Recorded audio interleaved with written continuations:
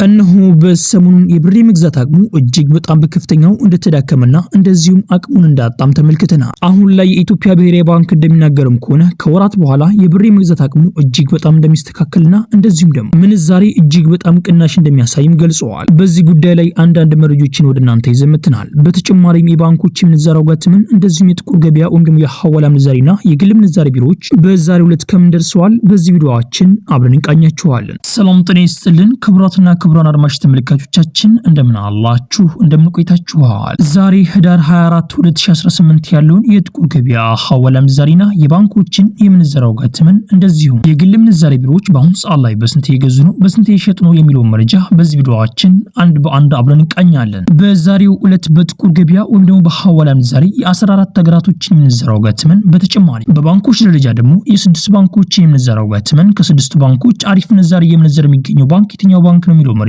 በዚህ ቪዲዮአችን አብረን እንመለከተዋለን። በተጨማሪም በግል ምንዛሬ ቢሮዎች የ6 ሀገራቶችን የምንዛሬ ዋጋትምን በዛሬው ዕለት ጨምሯል ወይስ ቀንሷል የሚለው መረጃ በዚህ ቪዲዮአችን አንድ በአንድ አብረን እንመለከተዋለን። ቤተሰቦች እንደሚታወቀው በሰሞኑን ጥቁር ገበያ ወይም ደግሞ ሐዋላ እጅግ በጣም በከፍተኛው እየጨመረ ይገኛል። ምን የጥቁር ገበያ ሐዋላ ምንዛሬ ብቻ የባንኮች የምንዛሬ ዋጋትምን እንደዚሁም የግል ምንዛሬ ቢሮዎችም እጅግ በጣም በከፍተኛው ጭማሪ እያደረጉ ነው። እናም እነሱም ጭማሪ በሚያደርጉበት ሰዓት የብር የመግዛት አቅሙ የብር ቫልዩ እጅግ በጣም በከፍተኛው እየተጎዳና እንደዚሁም አቅሙን እያጣ ይገኛል። እናም ብር አቅሙን ሲያጣ እናትና አባቶቻችን እንደዚሁም እህትና ወንድሞቻችን እጅግ በጣም በከፍተኛው እንደሚጎዱም ይታወቃል። እናም ለዛ ሲባል የኢትዮጵያን ኢኮኖሚን ለማስተካከል የኢትዮጵያ ብሔራዊ ባንክ ለ3 ወር የሚቆይ የ520 ሚሊዮን ዶላር ለጨረታም እንደሚያቀርብም ተናግሯል። ይህም ጨረታ በየ15 ቀኑ እንደሚደረግና እንደዚሁም ደግሞ የሚጀምረው ከህዳር 23 እንደሚሆንም ገልጸዋል። በተጨማሪም የኢትዮጵያ ብሔራዊ ባንክ እንደገለጸው ከሆነ ጥቁር ገበያ ወይም ደግሞ ሐዋላ የመነዘሩ ግለሰቦችን እጅግ በጣም ጥብቅ የሆነ እርምጃዎች እንደሚወስድባቸውና አሁን ላይ የሚመነዝሩ ግለሰቦችን በቁጥጥር ስር ለማዋል ጥረት ላይ እንደሆኑም ገልጸዋል። ይህም ደግሞ በጥቁር ገበያው ላይ እጅግ በጣም በከፍተኛው ጫና ያመጣል። ለዛም ሲባል ጥቁር ገበያ እጅግ በጣም በከፍተኛው ቅናሽ ያደርጋል። እንደዚሁም ደግሞ የዶላር ጨረታው ሲፈጸምበት ደግሞ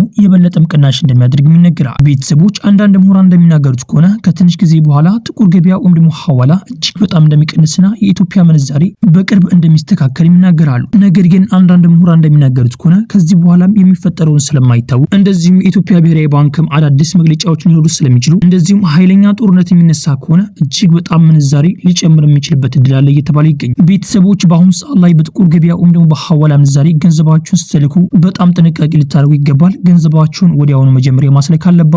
መንግስት እጅግ በጣም ኃይለኛ ትኩረት እያደረገበት ይገኛል። ገንዘባችሁን ከላካችሁ በኋላ ገንዘባችሁ ሳይዋረስባችሁ ገንዘባችሁ መጀመሪያ ማስላክ እንዳለባችሁ እንደኔ አስተያየት ሰጣችኋለሁ። ይህን እየነገርኳችሁ የሚገኘው በጣም ብዙ እህትና ወንድሞቻችን ከተበሉት አንጻር ነው። ቤተሰቦች በዚህ ሰዓት በጣም ብዙ ግለሰቦች ገንዘባቸው እየተወረሰ ይገኛል። እንደዚሁም ደግሞ በጣም በከፍተኛው እየተጭበረበሩ ስለሚገኙ በጣም ጥንቃቄ አድርጋችሁ ገንዘባችሁን ብትልኩ የተሻለ ይመስለኛል። እንደዚሁም በባለፈው እንደነገርኳችሁ ደረሰኙን ቢያሳያችሁ እንኳን አካውንታችሁ ላይ ገንዘቡ እንዳልገባ ቴክስት ካልገባላችሁ ገንዘባችሁን አሳልፋችሁ እንዳትሰጡ። ምክንያቱም ፌክ ደረሰኝ መስራት ስለሚቻል ማለት ነው። ምንም የሚለያየው ነገር የለም ከኦሪጂናሉ ጋር ማለት ነው። እና ቤተሰቦች በደረሰኝ ብቻ እንዳትታለሉ። በጣም ብዙ እህትና ወንድሞቻችን እየተጭበረበሩበት ያለበት መንገድ ነው። አብሶም ደግሞ አዲስ በመጡ መንዛሪዎች ገንዘባችሁ ስትልኩ በጣም ጥንቃቄ ልታደርጉ ይገባል። በጣም ብዙ ነገር ቼክ ማድረግ አለባችሁ። ቤተሰቦች ይህን ይመስላል። ገንዘባችሁን ስትልኩ በማንኛውም ቢሆን ጥንቃቄ አድርጋችሁ ብትልኩ የተሻለ ይመስለኛል። የእናንተን ደግሞ አስተያየት በኮሜንት ላይ አሳውቁኝ። ቤተሰቦች ምንዛሬም እጅግ በጣም በከፍተኛው በአሁኑ ሰዓት ላይ የባንኮች ምንዛሬ ዋጋትም እየጨመረ ይገኛል። እንደዚሁም የግል ምንዛሬ ቢሮዎችም እየጨመሩ ይገኛሉ። የጥቁር ገበያም እንደዚሁ በትንሹ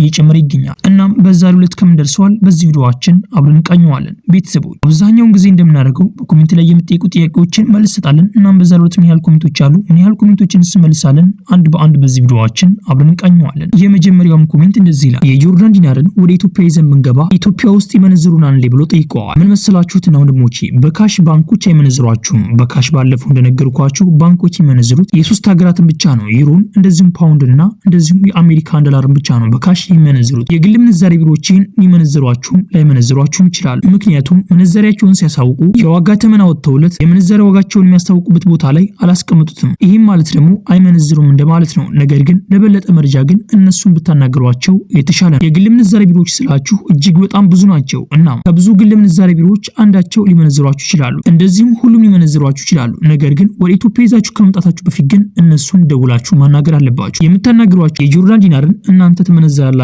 ብላችሁ ትጠይቃላችሁ። እነሱም አዎ እንመነዘራለን ካሏችሁ እናንተም ገንዘቡን ይዛችሁ ወደ ኢትዮጵያ ትመጣላችሁ ማለት ነው። አለበለዚያ ደግሞ እነሱ አንመነዝርም ካሏችሁ ያንን ጆርዳን ዲናር ወደ ዶላር ቀይራ ቀይራችሁ ይዛችሁ መጡ በጣም የተሻለ ነው። እነሱ ስልክ ቁጥርና አድራሻቸውን የቴሌግራም ቻናላችን ላይ ያስቀምጥላችኋል። የቴሌግራም ቻናላችን ሊንክ የት እንደምታገኙ በኋላ ጠቁማችኋል። ቤተሰቦች ያልተመለሱ እጅግ በጣም ብዙ ኮሜንቶች አሉ። በዛኛው ቻናላችን ወይ ደግሞ በዚህ ቻናላችን እንመልስላችኋለን። ቤተሰቦች ይሄ ቪዲዮ ሌላ ኢትዮጵያ ወገኖቻችን ይጠቅማል ብላችሁ ካሰባችሁ ይሄን ቪዲዮ ሼር አድርጉላቸው። እንደዚሁም ደግሞ ቪዲዮ ላይክ ማድረግ ሌላ ኢትዮጵያ ወገኖቻችን ጋር ተደራጅተው ማድረግ ትችላላችሁ። ቻናላችንን ሰብስክራይብ በማድረግ ደግሞ ቀጣይ የሚለቃችሁ ቪዲዮዎች በፍጥነት እንድርሳችሁ ማድረግ ትችላላችሁ። ያላችሁ ደግሞ አስተያየት በኮሜንት ላይ ጻፉልኝ። ጥያቄም ካላችሁ በኮሜንት ላይ አሳውቁኝ። የምናውቁ ከሆነ እንመልስላችኋለን። ቤተሰቦች ቪዲዮ ላይክ ያደርጋችሁ እስከ ቪዲዮ መጨረሻ አብራችሁን ቆዩ። በቅድሚያም የምናገኘው አንድ የአሜሪካን ዶላር በአሁኑ ሰዓት ላይ በጥቁር ገበያ ወለም ዛሬም እየተመነዘረበት ያለው ዋጋ 181 ብር ከ42 ሳንቲም እየተመነዘረ ሲሆን 100 የአሜሪካን ዶላሮች ደግሞ 18142 ብር በኢትዮጵያ ብር በጥቁር ገበያ ወለም ዛሬም በዛሬው ዕለት ሲመነዘር ይውላል። የአሜሪካን ዶላርን በአሁኑ ሰዓት ላይ በከፍተኛ ዋጋ ይዛ የሚገኘው ባንክ የአባይ ባንክ ነው። የአባይ ባንክ አንድ የአሜሪካን ዶላር እየገዛበት ያለው ዋጋ 151 ብር ከ45 ሳንቲም እየገዛ ሲሆን እየሸጠበት ያለው ዋጋ ደግሞ 154 ብር ከ48 ሳንቲም እነሱ ይሸጣሉ። የኢትዮጵያ ንግድ ባንክ አንድ የአሜሪካን ዶላር እየገዛበት ያለው ዋጋ 150 ብር ከ52 ሳንቲም እየገዛ ሲሆን እየሸጠበት ያለው ዋጋ ደግሞ 153 ብር ከ53 ሳንቲም እነሱ ይሸጣሉ። የግል ምንዛሬ ቢሮዎች በአሁኑ ሰዓት ላይ አንድ የአሜሪካን ዶላር እየገዙበት ያለው ዋጋ 153 ብር ከ50 ሳንቲም እየገዛ ሲሆን እየሸጠበት ያለው ዋጋ ደግሞ 176 ብር ከ97 ሳንቲም እነሱ ይሸጣሉ። በቀጣይ የምናገኘው አንድ ዩሮ በአሁኑ ሰዓት ላይ በጥቁር ገበያ ወለም ዛሬም እየተመነዘረበት ያለው ዋጋ 208 ብር ከ89 ሳንቲም እየተመነዘረ ሲሆን 100 ዩሮዎች ደግሞ 20889 ብር በኢትዮጵያ በጥቁር ገበያ ወለም ዛሬም በዛሬው ዕለት ሲመነዘር ይውላል። ዩሮን በአሁኑ ሰዓት ላይ በከፍተኛ ዋጋ ይዛ የሚገኘው ባንክ የአቢሲኒያ ባንክ ነው። የአቢሲኒያ ባንክ አንድ ዩሮ የገዛበት ያለው ዋጋ 175 ብር ከ00 ሳንቲም እየገዙ ሲሆን እየሸጡበት ያለው ዋጋ ደግሞ 178 ብር ከ50 ሳንቲም እነሱ ይሸጣሉ። የኢትዮጵያ ንግድ ባንክ አንድ ዩሮ የገዛበት ያለው ዋጋ 174 ብር ከ23 ሳንቲም እየገዛ ሲሆን እየሸጡበት ያለው ዋጋ ደግሞ 177 ብር ከ72 ሳንቲም እነሱ ይሸጣሉ። የግል ምንዛሬ ቢሮዎች በአሁኑ ሰዓት ላይ አንድ ዩሮ የገዛበት ያለው ዋጋ 194 ብር ከ60 ሳንቲም እየተገዛ ሲሆን እየተሸጠበት ያለው ዋጋ ደግሞ 198 ብር ከ49 ሳንቲም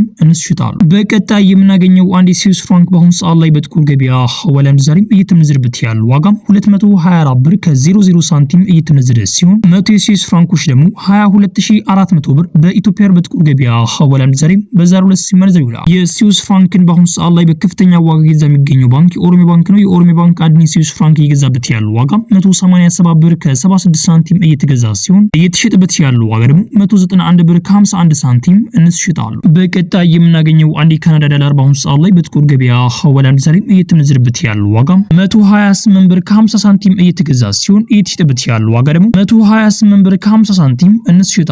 የካናዳ ዶላርን በአሁኑ ሰዓት ላይ በከፍተኛ ዋጋ ይዛ የሚገኘው ባንክ የአዋሽ ባንክ ነው። የአዋሽ ባንክ አንድ የካናዳ ዶላር በአሁኑ ሰዓት ላይ የገዛበት ያለው ዋጋ 108 ብር ከ12 ሳንቲም እየተገዛ ሲሆን እየተሸጠበት ያለው ዋጋ ደግሞ 110 ብር ከ28 ሳንቲም እነሱ ይሸጣሉ። በቀጣይ የምናገኘው አንድ የአውስትሪያን ዶላር በአሁኑ ሰዓት ላይ በጥቁር ገበያ ወለም ዛሬም እየተመነዘረበት ያለው ዋጋ 116 ብር ከ90 ሳንቲም እየተመነዘረ ሲሆን 100 የአውስትሪያን ዶላሮች ደግሞ 11690 ብር በኢትዮጵያ በጥቁር ገበያ ወለም ዛሬም በዛሬው ዕለት ሲመነዘር ይውላል። የአውስትሪያን ዶላርን በአሁኑ ሰዓት ላይ በከፍተኛ ዋጋ ይዛ የሚገኘው ባንክ የአባይ ባንክ ነው። የአባይ ባንክ አንድ የአውስትሪያን ዶላር እየገዛበት ያለው ዋጋ 97 ብር ከ76 ሳንቲም እየተገዛ ሲሆን እየተሸጠበት ያለው ዋጋ ደግሞ 99 ብር ከ72 ሳንቲም እነሱ ይሸጣሉ። በቀጣይ የምናገኘው አንድ የአውስትሪያን ዶላር በአሁኑ ሰዓት ላይ በጥቁር ገበያ ወለም ዛሬም እየተመነዘረበት ያለው ዋጋ 237 ብር ከ63 ሳንቲም እየተመነዘረ ሲሆን 100 ፓውንድ ስተርሊንግ ደግሞ 23763 ብር በኢትዮጵያ በጥቁር ገበያ ወለም ዛሬም በዛሬው ዕለት ሲመነዘር ይውላል። የፓውንድ ስተርሊንግ በአሁኑ ሰዓት ላይ በከፍተኛ ዋጋ ይዛ የሚገኘው ባንክ የአቢሲኒያ ባንክ ነው። የአቢሲኒያ ባንክ አንድ ፓውንድ ስተርሊንግ በአሁኑ ሰዓት ላይ የገዛበት ያለው ዋጋ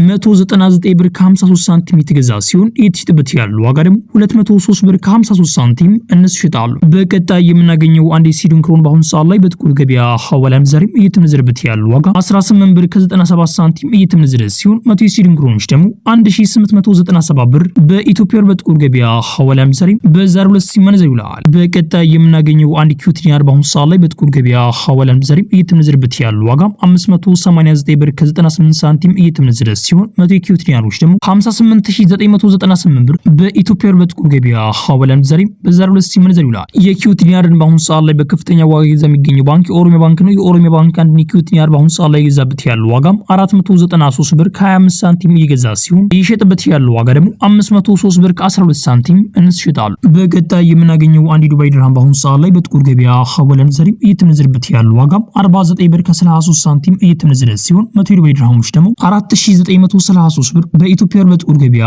ወለም ዛሬም በዛሬው ዕለት ሲመነዘር ይውላል። የዱባይ ድርሃምን በአሁኑ ሰዓት ላይ በከፍተኛ በከፍተኛ ዋጋ የሚገኘው ባንክ የአዋሽ ባንክ ነው። የአዋሽ ባንክ አንድ ዱባይ ድርሃም እየገዛበት ያለው ዋጋ 43 ብር ከ69 ሳንቲም እየተገዛ ሲሆን እየተሸጠበት ያለው ዋጋ ደግሞ 44 ብር ከ56 ሳንቲም እነሱ ይሸጣሉ። የኢትዮጵያ ንግድ ባንክ አንድ ዱባይ ድርሃም እየገዛበት ያለው ዋጋ 40 ብር ከ98 ሳንቲም እየገዛ ሲሆን እየሸጠበት ያለው ዋጋ ደግሞ 41 ብር ከ80 ሳንቲም እነሱ ይሸጣሉ። የግል ምንዛሬ ቢሮዎች በአሁኑ ሰዓት ላይ አንድ ዱባይ ድርሃም እየገዙበት ያለው ዋጋ 45 ብር ከ90 ሳንቲም እየተገዛ ሲሆን እየተሸጠበት ያለው ዋጋ ደግሞ 46 ብር ከ82 ሳንቲም እነሱ ይሸጣሉ።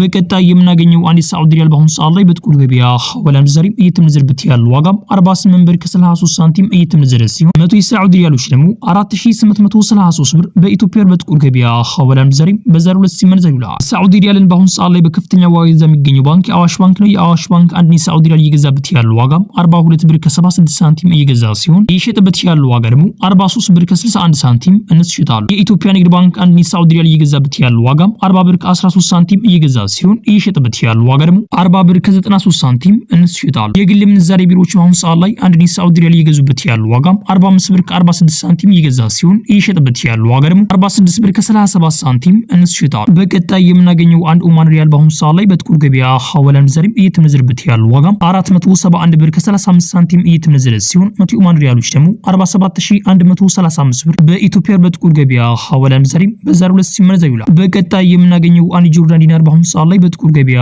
ሐዋላ ምንዛሬ እየተመነዘረበት ያለው ዋጋ 255 ብር ከ66 ሳንቲም እየተመነዘረ ሲሆን 100 የጆርዳን ዲናሮች ደግሞ 25563 ብር በኢትዮጵያ በጥቁር ገበያ ሐዋላ ምንዛሬ በዛሬው ዕለት ሲመነዘር ይውላል። በቀጣይ የምናገኘው አንድ ባህሪን ዲናር በአሁኑ ሰዓት ላይ በጥቁር ገበያ ሐዋላ ምንዛሬ እየተመነዘረበት ያለው ዋጋ 481 ብር ከ07 ሳንቲም እየተመነዘረ ሲሆን 100 የባህሪን ዲናሮች ደግሞ 48107 ብር በኢትዮጵያ በጥቁር ገበያ ሐዋላ ምንዛሬ በዛሬው ዕለት ሲመነዘር ይውላል። በቀጣይ የምናገኘው አንድ እስራኤል ሽክል በአሁኑ ሰዓት ላይ በጥቁር ገበያ ሐዋላ ምንዛሬ እየተመነዘረበት ያለው ዋጋ 55 ብር ከ17 ሳንቲም እየተመነዘረ ሲሆን 100 የእስራኤል ሽክሎች ደግሞ 5517 ብር በኢትዮጵያ በጥቁር ገበያ ሐዋላ ምንዛሬ በዛሬው ዕለት ሲመነዘር ይውላል። ቤተሰቦች የዛሬው ምንዛሬ እንደተመለከታችሁት ነው። ቤተሰቦች በሰሞኑ እንግዲህ እንደተመለከትነው አዳዲስ መግለጫዎች እየወጡ ይገኛሉ። እንደዚሁም እንደተባለው እንግዲህ በቅርብ ጊዜ አዳዲስ ጨረታዎች በቅርብ ይኖራሉ ማለት ነው። ከህዳር 23 ጀምሮ እንደዚሁም ታህሳስ 7 እያለ በየ15 ቀን ልዩነት የዶላር ጨረታም እንደሚደረግም ተነግሯል። በዚህ ጉዳይ ላይ አዲስ መግለጫ አዲስ መረጃ ካለ በዚሁ ቻናላችን ወደ እናንተ ምናቀርብ ይሆናል። ቤተሰቦች ይሄ ቪዲዮ ሌላ ኢትዮጵያ ወገኖቻችን ይጠቅማል ብላችሁ ካሰባችሁ ይሄን ቪዲዮ ሼር አድርጉላቸው። እንደዚሁም ደግሞ ቪዲዮ ላይክ ማድረግ ሌላ ኢትዮጵያ ወገኖቻችን ጋር ተደራሽ ነው ማድረግ ትችላላችሁ። ቻናላችንን ሰብስክራይብ በማድረግ ደግሞ